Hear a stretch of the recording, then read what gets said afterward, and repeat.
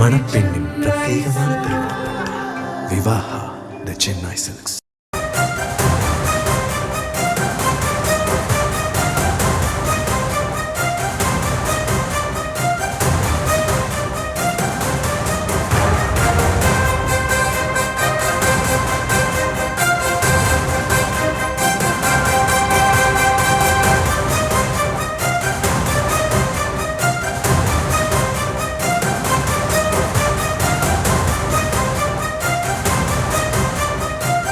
தமிழகத்தில் காலியாகும் 6 மாநிலங்களவை இடங்களின் தேர்தலுக்கான தேதி அறிவிக்கப்பட்டிருக்கிறது.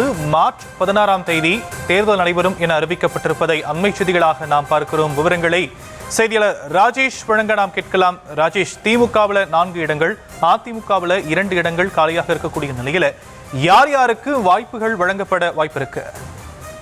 ஷாம், வணக்கம். திமுகவை பொறுத்தவரையில 4 இடங்கள் காலியாகிறது. தற்போது இருக்கக்கூடிய சட்டமன்ற உறுப்பினர்கள் அடிப்படையில் பார்க்கும்போது திமுகவிற்கு மீண்டும் 4 ராஜ்யசபா எம்பிக்கள் கிடைப்பதற்கான வாய்ப்பு பிரகாசமாக இருக்கிறது.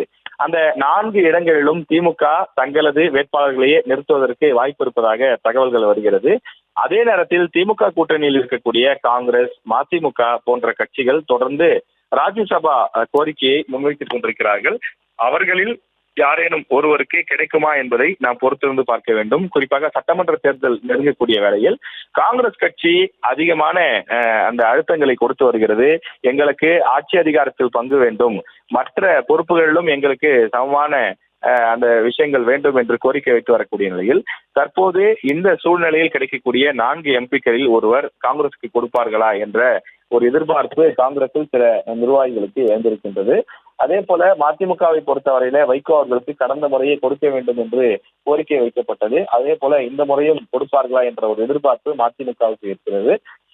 அதிமுகவை பொறுத்தவரையிலே கடந்த முறை தம்பிதுரை மற்றும் அதிமுக கூட்டணியில் இடம்பெற்றிருந்த ஜி.கே. வாசன் ஆகிய 2 பேருக்கும் ராஜ்யசபா வாய்ப்பு கொடுக்கப்பட்டது.